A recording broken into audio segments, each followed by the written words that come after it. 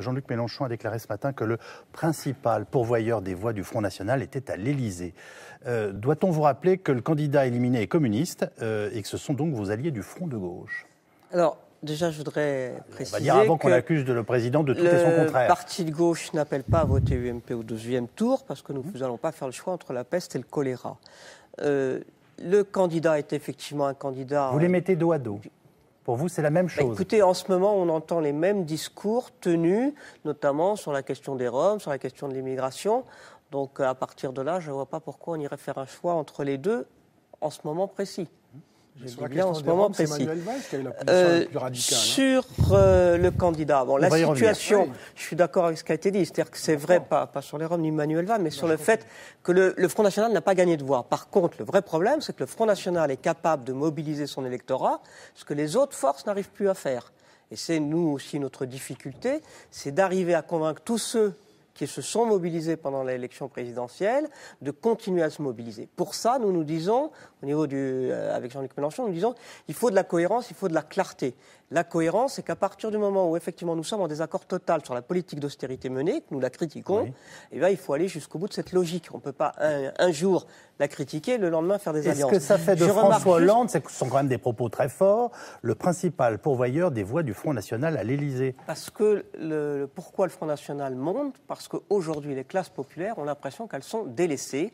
Il n'y a pas d'augmentation de salaire, elles n'arrivent pas à boucler les fins de mois, les factures augmentent. Et qu'est-ce qu'il y a? Il y a la baisse des allocations logement, le fait de mettre une taxe si les personnes ont un retard de loyer, c'est-à-dire qu'ils ont l'impression qu'il n'y a rien pour les classes populaires.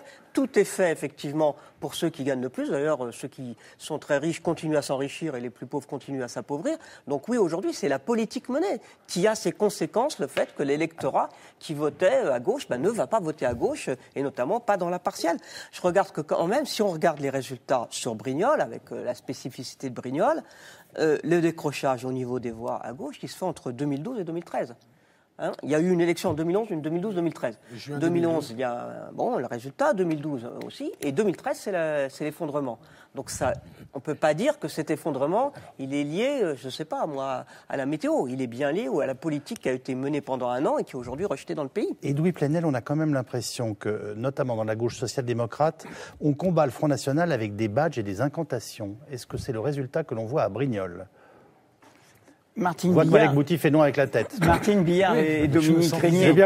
Martine Billard et Dominique Régnier, qui ne sont pas de la même sensibilité, ont totalement raison, tous les deux, sur le diagnostic électoral.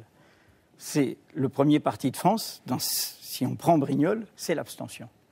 Donc la question qui est posée aujourd'hui, elle est en effet à ceux qui gouvernent. L'opposition, elle est dans son rôle d'opposition. Elle est posée à ceux qui gouvernent. Il y a eu une dynamique électorale, j'aurais dit la même chose après 2007, sur la dynamique électorale provoquée avec brio par Nicolas Sarkozy. Il y a eu une dynamique électorale, une mobilisation des électeurs pour un changement, pour qu'on rompe avec l'hystérie, avec les logiques de bouc émissaire, avec le présidentialisme, le jeu, qu'on passe au nous, qu'on s'adresse aux électeurs.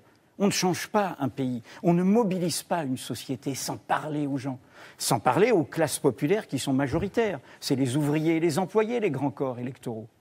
Qu'est-ce qui ne vote pas, là?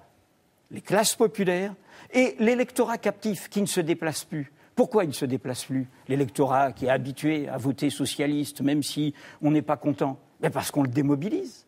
Oui, en effet, c'est M. Valls qui fait le lit du Front National aujourd'hui. Oui, en effet. On a voté en 2012 contre le discours de Grenoble de M. Sarkozy. Et là, on se retrouve avec quelqu'un qui fait la même chose. Et en effet, samedi dernier, on a le PS qui fait sa réunion tranquille en disant « tous avec moi dans l'unité contre le Front National ». Mais d'abord, faites le ménage chez vous, réglez les problèmes chez vous, ayez des paroles fortes. C'est un drame. Je suis un républicain. Je traite le Front National.